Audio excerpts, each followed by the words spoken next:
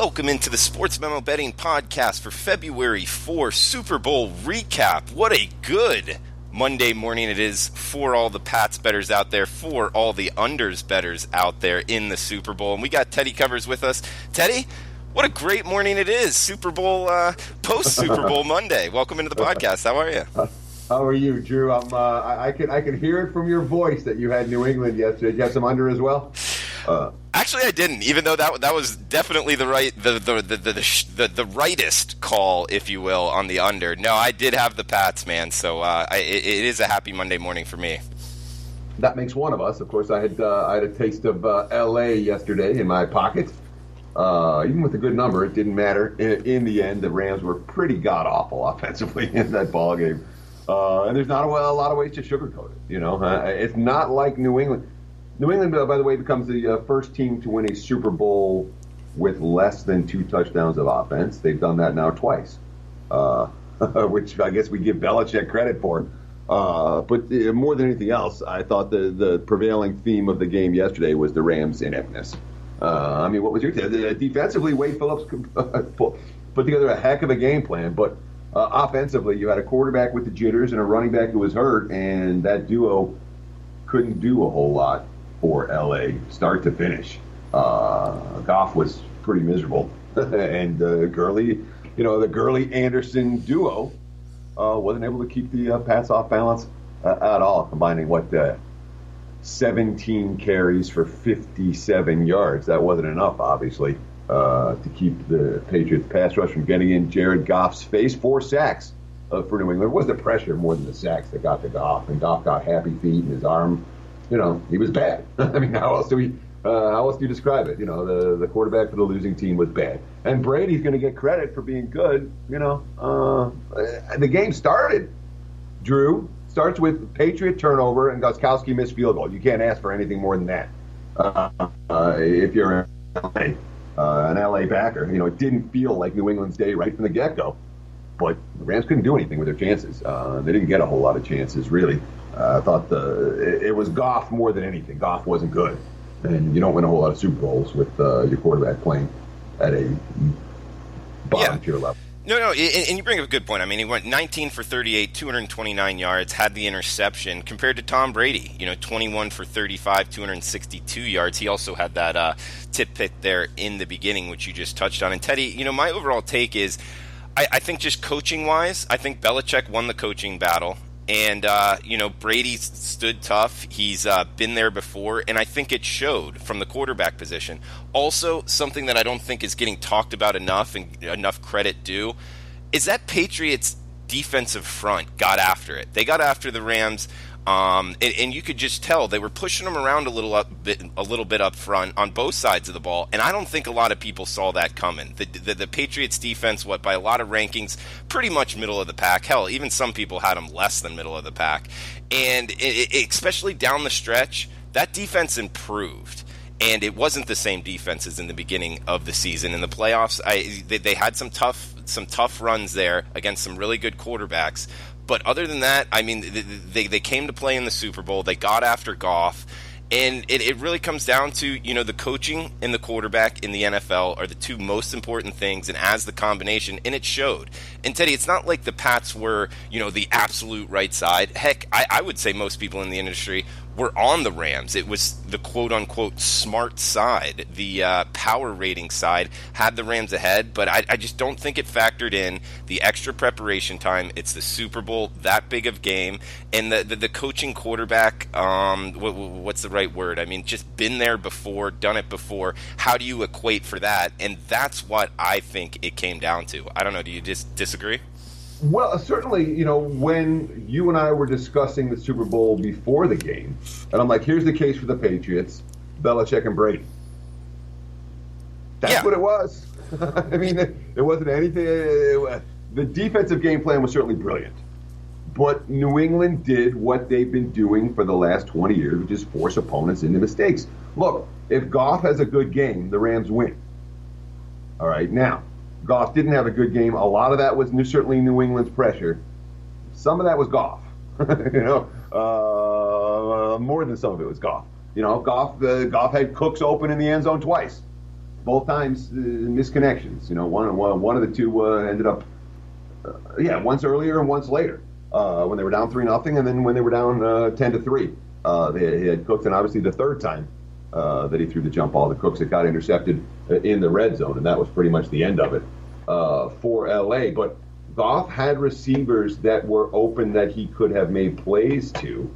Now, Cook didn't come down with the one contested pass, obviously that would have tied the game. But even more than that, I don't think that if I'm pointing fingers, the fingers go towards the quarterback. The quarterback wasn't ready. And we're going to give Belichick credit for that. Obviously, the defensive game plan for LA, for New England, gave the Rams fits, the start to finish. McVay's taking heat here. I don't know that I didn't love his punt. I didn't love the play call early on when they were, 3rd and 3 at the Pats 42, was it? And then they go incomplete pass, punt. I wasn't thrilled with that. But McVay designed enough plays to get Rams receivers open downfield. There were a good handful of them. Goff just couldn't get the ball into their hands. Yeah, and Teddy, I mean, you bring up the contested pass in the back of the end zone there. Goff was late on that pass. I don't know if you noticed, though, that ball was fluttering, and there was multiple other passes from both Goff and especially Tom Brady early, where that ball was fluttering a little bit. I don't know if you have any insight on this, but I know from playing the quarterback position in high school, if the ball is slick and they're not changing it out, it can really affect the quarterback, and I know they have a special ball for the Super Bowl. Do you think there's anything there to take forward in future Super Bowls as far as that special ball maybe not being right for the quarterback? Not necessarily. It's not anything that I'm going to look at and say, because Goff threw some fluttery balls. I mean, Brady. Brady threw some fluttery balls there in the beginning, I know. too. Brady wasn't good. Brady wasn't very good. He certainly wasn't good enough to win a Super Bowl in which the opponent put points on the board. But obviously, in this case, the Rams couldn't do that. So let's go through some of the props. First quarter line, obviously, nothing. Will there be a scoreless quarter cashed by the end of one? The Patriots win the second quarter 3-0. Rams win the third quarter 3-0. Patriots win the fourth quarter 3-0. Every quarter goes under the total if you were betting quarters. Patriots team total was 29.5 or 30. That stayed under. Rams team total 28. That stayed under. Team to score first, New England wins. Team to score last, New England wins. Team to score first wins the game, -170. That was good. First team to kick off, the Rams. I mean, not much drama there. Came into the coin flip. Will there be a score in the final 2 minutes of the first half? No. Will there be the score in the first 5.5, 6, or 6.5 minutes of the game? No. Will either team score 3 unanswered times? No. Will there be a successful 2-point conversion? No. Will there be a 2-point conversion try? No. Will there be a safety? No. Will there be a defensive or special teams touchdown? No. Will the game go into overtime? No. Will there be a score in the final 2 minutes of the second half? Finally, we get a yes. The Patriots kicking the game-clinching field goal. First score of the game, field goal safety. That was +170. Open 175, close +150. That was a winner. Team to score last in the first half, Patriots. Team to score more field goals, Patriots. Longest made field goal of the game goes over. Barely, but it got there. Total number of punts from both teams flew over the total. I like the under a little bit there. That obviously wasn't the case, despite the fact that neither team played with pace. Total lost fumbles by both teams, under. Cash with ease. Total quarterback sacks by both teams. A combined 5 goes over the total. Total number of made field goals by both teams, 2.5, stays under, thanks to Zerline's miss at the end. Total completions by the Patriots, under 26.5. Total completions by the Rams, under 24.5. Over under 2.5 players to get a pass attempt, under. Nobody but the quarterbacks got a throw. Total passing yards by Brady, 294.5, anywhere from 300 to 302.5. The under cashed either way. Brady touchdown passes goes under 1.5. Brady does throw an interception. That cashes. Goff's passing yards go under the 285.5, open, 289.5 close. That stays under. Goff touchdown passes stay under. Obviously, the Rams didn't get in the end zone. Will Goff throw at least one interception? Yes. Over under 1.5 interceptions for the game. Over. Rushing attempts by Sony Michel goes over 17.5. Rushing yards by Sony Michel goes over anywhere from 76.5 to 79.5. Rushing attempts by James White under 3.5. Rushing yards by James White under 17.5. Rushing attempts by Todd Gurley stays under. Rushing yards by Todd Gurley stays under. Rushing attempts by C.J. Anderson stays under. Rushing yards by C.J. Anderson stays under. Edelman goes over with both receptions and yards. Hogan for the Patriots stays under in both receptions and yards. Philip Dorsett stays under in receptions and yards. Gronkowski goes over receptions and yards. James White goes under both receptions and yards. Total points by Gostkowski under 8.5. Brandon Cooks goes over receptions and yards. Robert Woods stays under receptions, goes over with his yards total. The only guy that I saw all day that did that. Everyone else, if they were under receptions, they were under yards. Woods, the one guy who didn't get over 5.5, but still eclipsed his yardage number. Josh Reynolds stays under his yardage number. Tyler Higbee stays under his receptions number and yards number. Gurley doesn't catch passes, and he stays under receiving yards. Zerline stays under his points. A good day for under bettors. No question. Doesn't matter what you were betting under. Number of different Patriots to have a rushing attempt over 5.5 cashes. Patriots to have a reception 7.5, that stays under. Number of different Rams to have a rushing attempt 5, that stays under. Rams to have a pass reception 6.5, that stays under. Player to score the first touchdown, Sony Michel. Player to score the last touchdown, Sony Michel. Player to score the only touchdown, Sony Michel. Whew, I'm out of breath. That's a little prop recap for you. Yeah, no. Thanks for running that down, Teddy. And guys, listening out there, it's Teddy Covers. Follow him on Twitter at Teddy_Covers. This is the Super Bowl recap podcast. And also, it's $9 Monday, February 4th, the day after the Super Bowl. Happy Monday to you out there. Every play on Sportsmemo.com is discounted to just $9. If you're interested in any longer-term packages, Teddy has his 7-day all-access. You can get 30-day, 90-day, 1-year all-access, all there at sportsmemo.com. Easy checkout, anything like that. But his 7-day all-access, we're running a podcast special here.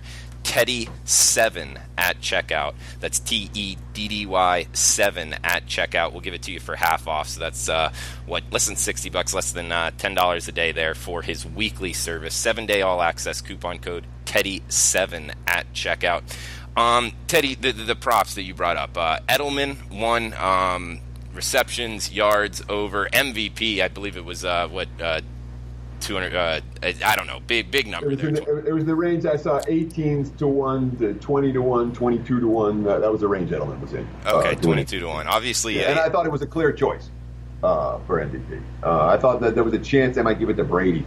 Just because it's Brady, and once Gronk started getting, involved in the offense down the stretch a little bit more, I thought maybe they give it to Brady, but Edelman just did too much. 10 catches, 141 yards, and certainly at times in the game he was the difference maker. Certainly on third downs, even though the Patriots weren't very good on third downs when they were converting on third downs, it seemed to be Edelman getting the job done when they did that. Yeah, I think two things on the game. One, I don't think the Rams kind of changed their plans a little bit for what the Pats were doing with Edelman. That surprised me defensively. Also offensively, I want to get your opinion. You think how injured was Gurley, in your opinion? Well, let's talk about what the Rams did defensively, because, come on. They held the Patriots to 13 points. Wade Phillips, I thought, put together a masterful game plan. And if you tell me before the game the Patriots scored 13 points, I'm going to, be very, very happy to put my money on the Rams, knowing that prior to kickoff. So if you're saying what's wrong with LA, you can only point the finger at Goff and the offense. And we talk about Gurley. Gurley was in the game and involved in the game plan as a part of a two-headed running back monster. He was clearly, he had he had the 116-yard carry. He had another carry that I thought was a key point in the game where the Rams were really finding, for the first time, a little bit of rhythm offensively, and they called that, the flags went the Patriots' way again. I'll just put it that way. 9 flags for L.A., only 3 for New England, and I thought that was a key flag on a very dicey holding penalty that snapped I thought that was Gurley's best run of the day, and I thought it snapped the momentum of that balanced offense that the Rams had for a drive or two. What's his future with L.A.? Look, you can't pay a guy that kind of money and give him 10 carries for 35 yards and 1 reception. So either it was an injury issue or they're going to cut him. Which of the two is the case? I couldn't tell you, but you don't pay that the franchise money for a running back and then put the guy on the sidelines. It's there were a number of things McVay has done in the postseason that were a little bit of head scratchers. Gurley's usage rate certainly one of them. Teddy, also a couple props only offshore, not attributed to a box score. Giselle shown over 1.5 times. That hit. Also Giselle no cleavage, which she never has cleavage. That was a given. I was amazed that the public was betting that one the other way around. But there's controversy over at least one of the national anthem was controversial because about what is the right time of that? What you sing "Brave" twice or something? It was. I was trying to track it on my phone. I'm like, when did the national anthem start and when did it end? This is going to be tough to grade. That's why you don't have props like that in Vegas. That's why those props are only offshore. The color of the Gatorade prop, that kind of thing. Hey, and I botched the tweet on that, by the way. I'm like, I thought that was clear. And then I tweeted, then I checked somebody else. They're like, oh, it's all clear. Then I got 15 tweets in about 2 seconds. No, dude, that was blue. But issues like that are why you only see those props offshore. The props that you see in Las Vegas are props that can be graded from a box score, that there is some official record of what the actual results of those plays were, whereas what color will the Gatorade be and how long is the national anthem going to be, you don't find those in box scores. There's no official record, and now you're dealing with the book, and some books are generous, some books not so much when it came to grading that national anthem prop. Were there other ones that you were talking about, Drew? I think I cut you off there. No, it's fine. A couple things on the national anthem prop. A lot of the offshore books I saw anyway, they did specify, the end of the first Brave because they were already planning for that. So I believe it was Darren Ravel or somebody threw out a tweet about, huge controversy. I think it is a little bit overblown just because they were already preparing for that. Maybe there was a shop or two that did have a problem. I do know Bet Online did pay out both sides, but I feel that that's a marketing piece as well. I wanted to just touch on. I didn't realize the Giselle over prop. It's correlated with the Patriots because I did have the Pats and I did have the Giselle shown over 1.5. And when the Pats scored the touchdown, that's when she was shown twice in a row. So it was like a good 90-second piece there for me, Teddy. Sure. Went bang bang. I know. I'm like, yeah, and I'm like, oh, she's no cleavage. Yeah, no. So that was a good one. That's what I'm going to notice. Yeah.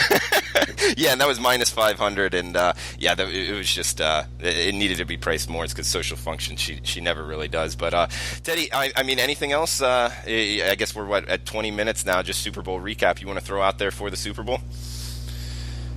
I hope everyone. I mean, look, it is legitimately a betting holiday, and that's what you love about the Super Bowl. It's the one day of the year that everybody bets, and you can go nuts a little bit. Hopefully, you wake up on Monday morning, you still have a little bit of money left in your bankroll. If you did well, you got a big bankroll today, but hopefully you were betting, what's the expected bet with your head, not over it. Hopefully you did that this weekend, and you're in good position, regardless of what happened yesterday, to continue this endeavor. Obviously, football's in the rearview mirror now.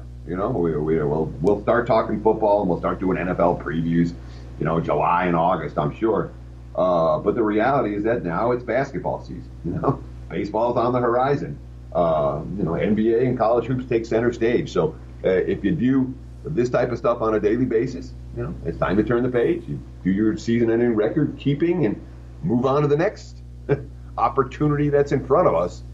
Hopefully we'll be able to guide you in the right direction in the weeks and months to come, betting basketball and baseball before football season rolls around next fall.